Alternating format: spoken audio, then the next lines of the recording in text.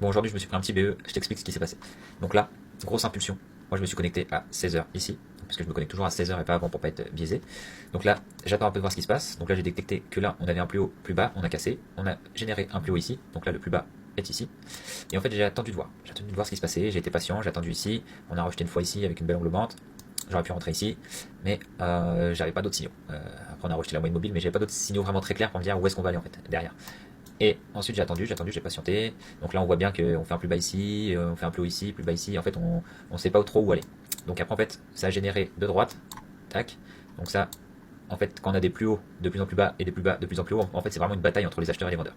Et moi j'ai anticipé à la hausse parce que on était sur un mouvement haussier. On a fait une englobante, deux englobantes et la troisième englobante, moi je suis rentré sur celle-ci. Donc je suis rentré en fait juste après la deuxième bougie, la troisième. En fait on voit que ça crée un peu d'imbalance. Je suis rentré juste au début. J'ai mis mon SL sous ce plus bas là. Et ce que j'ai fait, c'est que j'ai mis mon TP. En fait j'ai reporté la droite à la distance du premier point haut au premier point bas. Je l'ai reporté ici. Donc ça me faisait un ratio de 3,86, presque 4. Et en fait j'ai mis une alarme à RR de 2 pour mettre ABE. Donc à 2, RR de 2 là, j'ai mis ABE. Et en fait j'ai même pas eu le temps de dire ouf que c'est venu chercher mon BE. Donc voilà, petite journée ABE.